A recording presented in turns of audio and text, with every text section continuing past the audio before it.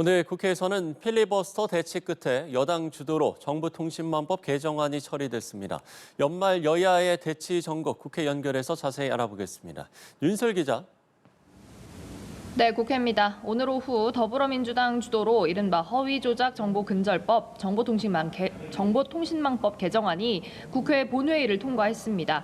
법안은 언론과 유튜버 등 부당한 이익을 얻을 목적으로 불법, 허위, 조작 정보를 유포해서 타인에게 손해를 가하면 손해액의 최대 5배까지 책임지도록 하는 징벌적 손해배상 규정이 핵심입니다.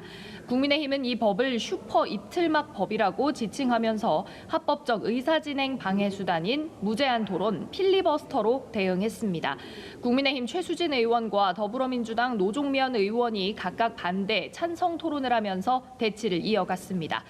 사흘간 이어진 본회의는 내란전담재판부 법안과 정보통신망법 개정안 처리로 일단락됐는데요. 다만 여야 양쪽 모두에서 잡음이 가시지 않는 상황입니다.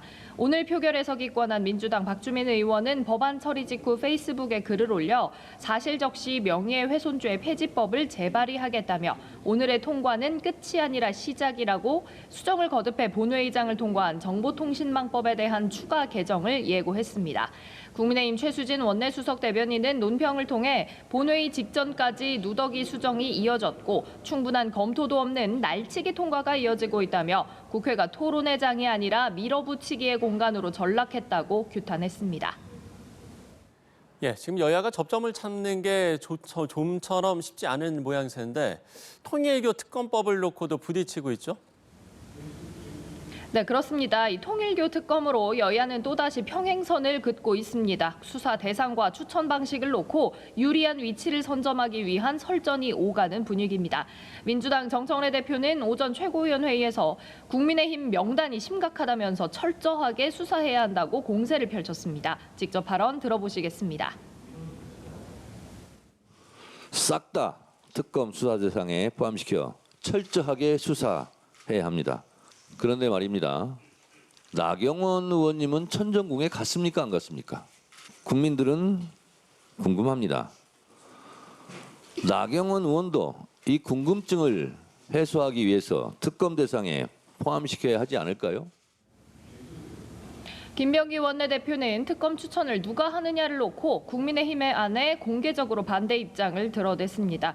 김 원내대표는 사법부가 추천권을 독점하면 그런 특검은 뭐하러 하느냐며 거부 방침을 공개적으로 못 박았습니다. 반면 국민의힘은 수사 대상을 거론한 정청래 대표가 막말을 하고 있다면서 강하게 반발했는데요. 송원석 원내대표는 오후 국회에서 정 대표가 국민의힘은 해산돼야 한다는 막말을 늘어놨다면서 전재수 전 장관 등 이재명 정권의 핵심 인사들이 유죄로 확정되면 이재명 정권이 해산돼야 한다고 반박했습니다.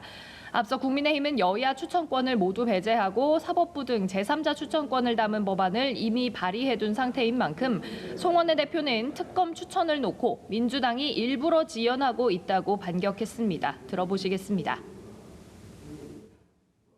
더불어민주당에서는 말로만 특검 즉각 추진이라고 외치는데 아직까지도 법을 제출하지 않았습니다. 그러면서 우리 당이 제안한 제3자 특검 추천 방식을 비난하는 데만 열을 올리고 있는데 추천권 논쟁으로 특검을 지연시키려는 꼼수가 아닌가 걱정됩니다.